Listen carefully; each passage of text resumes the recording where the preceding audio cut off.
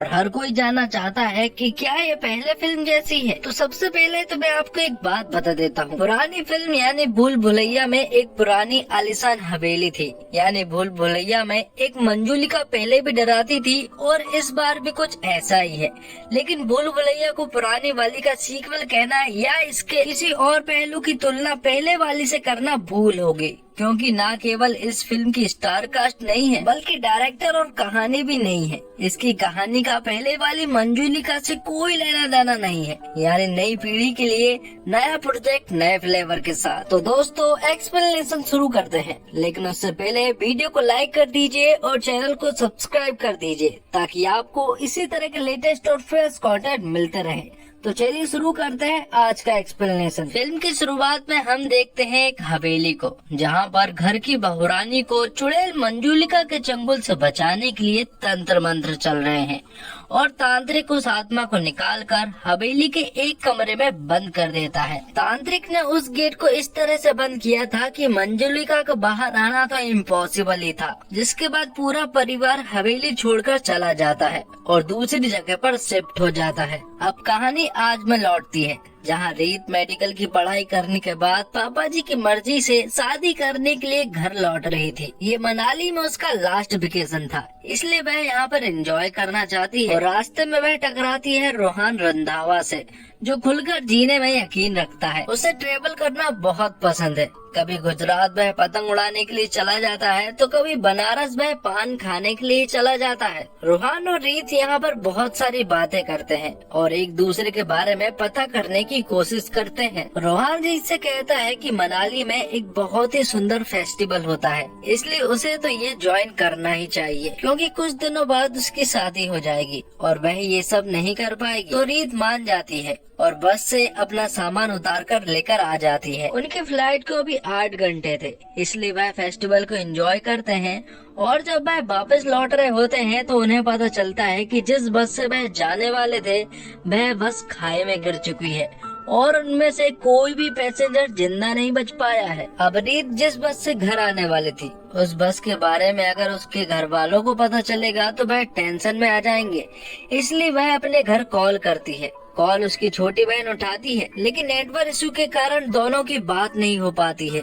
लेकिन रीत उसकी छोटी बहन की सारी बातें सुन रही थी। हालात ऐसे बनते हैं कि रीत को पता चलता है कि असल में उसकी बहन और मंगेतर एक दूसरे से प्यार करते हैं, इसलिए उन्हें एक करने के लिए वह एक प्लान बनाती है। रीत तो इस शादी से पहले भी खुश नहीं थी और अपनी छोटी बहन के लिए वह इतना तो कर ही सकती है। रीत अपने प्लान को पूरा करने के लिए रोहन की मदद मांगती है, लेकिन रोहन तो उसे साफ मना कर देता है, क्योंकि वह तो घूमना चाहता है।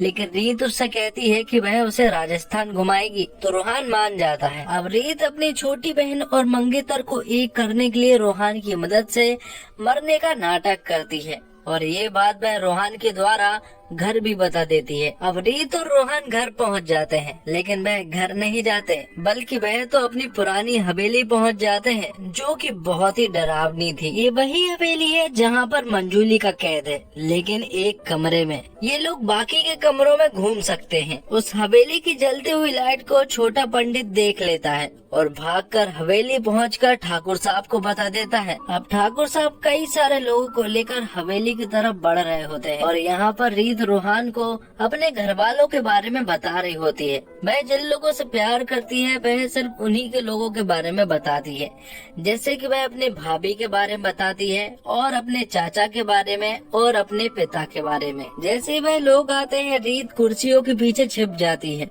और यहाँ पर जब ठाकुर साहब आते हैं तो वह रोहन से पूछने लगते हैं कि आखिर वह यहाँ पर क्या कर रहा है। तो रोहन उसे बताता है कि उसे रीत ने भेजा है। दरअसल वह उनसे ये कहना चाह रहा था कि वह आत्मा को देख सकता है और उनसे बात भी कर सकता है, इसलिए रीत ने उसे यहाँ पर भेजा है और वह अभी भी रीत को देख सकता है और उसकी बातों को सुन भी सकता है और उससे बात भी कर सकता है। ठाकुर साहब को रोहन की बातों पर विश्वास नहीं हो रहा था, लेकिन जब रोहन फैमिली की कुछ पर्सनल बातों को ठाकुर साहब को बताता है तो ठाकुर साहब को रोहान की बात को मानना ही पड़ता है। रोहान उन लोगों से कहता है कि रीत की आखिरी इच्छा है कि वह अपने पूरे परिवार के साथ इस घर में रहे। अगर ये सब हो जाता है तो रीत को मुक्ति मिल जाएगी और वह यहाँ से चली जाएगी। लेकिन प्रॉब्लम ये है कि इसी घर में मंजूलिका भी रहती है, लेकिन वह तो 18 साल से एक ही कमरे में बंद है। इसलिए ठाकुर साहब कहते हैं कि अगर रीत की आखिरी इच्छा यही है कि वह सबके साथ रहे तो वह यहाँ पर रहेंगे। अब सभी लोग भूतिया हवेली में शिफ्ट हो जाते हैं, जहाँ पर वह रीत का अंतिम संस्कार कर रहे होते हैं। तभी वहाँ पर रोहान आता है और वह उन सब से कहता है कि रीत की एक और आखिरी इच्छा है जिसे वह पूरा करवाना चाहती है, और अगर ऐसा हो जाता है तो उसे जरूर मुक्ति मिल जाएगी। वह उनसे कहता है कि रीत की आखिरी इच्छा ये है कि उसकी छोटी बहन और उसके मंगेतर की शादी हो जाए उसी डेट पर जिस डेट पर रीत की होने वाली थी। वह नहीं चाहती कि उसके घर वाले रीत का अंतिम संस्कार करें और इस तरह से दुखी हों। अब छोटे पंडित को जब पता चलता है कि रोहान भूत से बात कर सकता है तो वह वहाँ के सरपंच को रोहान के पास लाता है और उससे कहता है कि सरपंच की अम्मा का हाल ही में देहांत हुआ है, लेकिन उसके पास कई सारे सोने के सीक्रेट थे जो कि सिर्फ अम्मा को ही मालूम थी। इसलिए वह चाहते हैं कि रोहान अम्मा के भूत से बात करे और उससे पूछे कि उसने सोने को कहाँ पर छिपा कर रखा है। अब रोहान जब सरपंच की अम्मा के रूम में था तो वहाँ पर अचानक से उसके हाथों से कुछ चीजें गिर जाती है और उसके हाथ कई सारा सोना लग जाता है जो कि वह बाहर लाता है। तो सभी लोग देखकर हैरान रह जाते हैं क्योंकि इस सोने को वह बहुत बार ढूंढ चुके हैं, लेकिन उनके हाथ कुछ भी नहीं लगा था। पब्लिक को रोहान के ऊपर विश्वास हो जाता है कि उसके अंदर शक्तियाँ हैं भूतों से बात करने के लिए। इसलिए वह लोग उसे रोहान से नहीं बल्कि रोहान बाबा से फेमस कर देते हैं और उसके पास एक ऐसी ड्रेस लाते हैं जो कि उसे सूट करे। वह उससे कहते हैं कि इस तरह की फंकी ड्रेस उस पर सूट नहीं करती, उसे इस तरह की ड्रेस पहननी चाहिए। और जब रोहन ब्लैक कलर की तांत्रिक वाली बाबाओं वाली ड्रेस पहनकर आता है तो लोग उसकी रूह बाबा के नाम से जय जयकार करना शुरू कर देते हैं। रोहान पूरे गांव में फेमस हो जाता है और सबको यही लगता है कि वह आत्माओं से बात कर सकता है, जबकि ऐसा तो कुछ भी नहीं था। एक तरफ तो ये सब कुछ हो रहा था, वहीं दूसरी तरफ रोहान और रीत के बीच में फीलिंग्स बढ़ने लगी थी और उनके बीच में नजदीकियां आने लगी थी। वह एक दूसरे को पसंद करने लगे थे। अब एक दिन रीत के चाचा और रोहान शराब पी रहे होते हैं और वह काफी ज्यादा मात्रा में शराब पी लेते हैं। रीत के चाचा रोहान से कहते हैं कि वह सारी आत्माओं से बात करता है तो वह मंजूलिका से क्यों नहीं बात करता। तो रोहान उनसे कहता है कि वह आज ही मंजूलिका से बात करेगा। इसलिए वह लोग हवेली जाने लगते हैं और जब वह उस दरवाजे की तरफ बढ़ ही रहे होते हैं कि तभी पीछे से रीत की भाभी उन्हें रोक लेती है। रीत की भाभी रोहान से कहती है कि अच्छा हुआ कि वह टाइम पर आ गई, वरना बहुत बड़ा अनर्थ हो जाता। वह रोहान से कहती है कि उसने बहुत सारी आत्माओं से बात की होगी, लेकिन मंजूलिका ऐसी वैसी आत्मा नहीं है, वह बहुत ही खतरनाक है और अगर वह एक बार बाहर आ जाएगी तो वह पूरी फैमिली वालों का सत्यानाश कर देगी। रीत की भाभी यहाँ पर फ्लैशबैक की एक स्टोरी सुनाती है जब वह दोनों बहनें छोटी थी।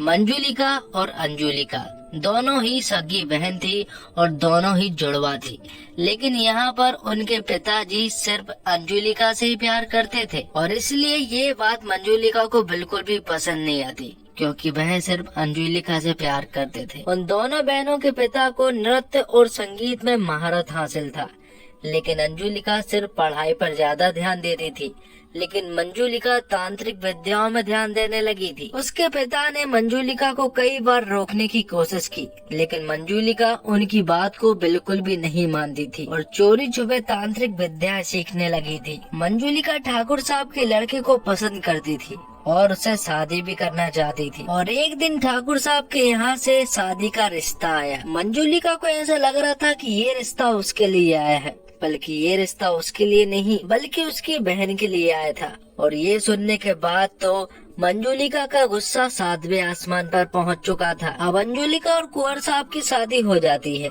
लेकिन मंजूलिका ने फिर अंजू को मारने की कोशिश की, लेकिन किसी तरह से अंजुलिका ने मंजूलिका को मार दिया था। इसके बाद भी मंजुलिका ने उनका पीछा नहीं छोड़ा था। तब मंजुलिका ने कुंवर साहब को ऊपर से नीचे फेंक दिया था, जिससे उनके बॉडी के पार्ट्स काम करना बंद कर देते हैं। और फिर किसी तरह से तांत्रिक को बुलाकर मंजुलिका को एक कमरे में कैद करवाया और अब मंजुलिका 18 साल से उसी कमरे में बंद है।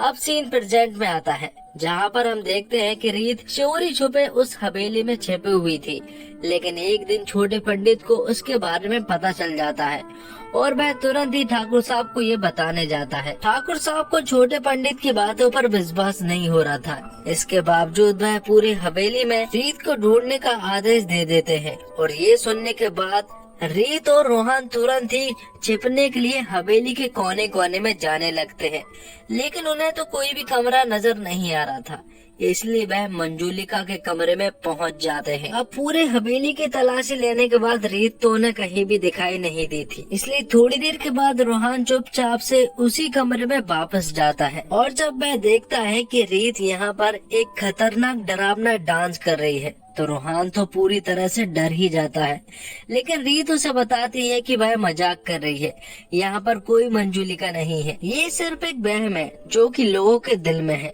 अगले दिन हम देखते हैं कि जब छोटी बहन की शादी हो रही होती है तो वहाँ पर बहुत ही ज्यादा सुपर नेचुरल चीज होने लगती है, जैसे कि शादी के फंक्शन में बहुत सारे ढोलक हवा में उड़ने लगते हैं और ये चीज देखकर रोहन तो समझ जाता है कि मंजुलिका तो जरूर बाहर निकल आ चुकी है। रोहन तुरंत ही रीत के पास जाता है और उससे कहता है कि जिस दरवाजे को हमने खोला था उसमें से सचमुच मंजुलिका बाहर आ चुकी है, क्योंकि उसने उड़ते हुए ढोलकों को देखा था, जो कि और कोई नहीं कर सकता मंजुलिका के अलावा। रीत उससे कहती है कि इस हालत में वह अपने घर वालों को छोड़कर नहीं जा सकती। अब एक रात जब हवेली की लाइट जा चुकी थी तब भाभी को कुछ महसूस होता है। वह देखती है कि उसके आंगन में बहुत सारे कौवे हैं जो कि काऊ काऊ कर रहे होते हैं।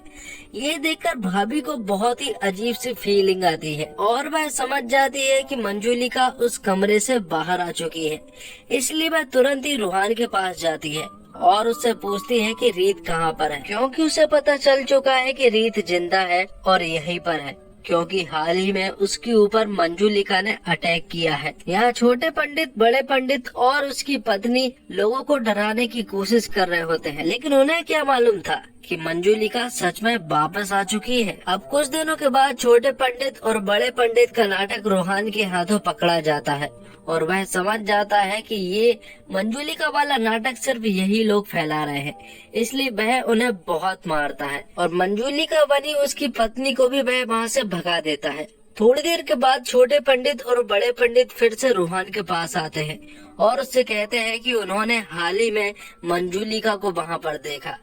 रोहन को ऐसा लग रहा था कि वह लोग मजाक कर रहे हैं, इसलिए वह उनकी बातों को सीरियस नहीं लेता है और वह मंजुलिका के सामने पहुंच जाता है। यहाँ पर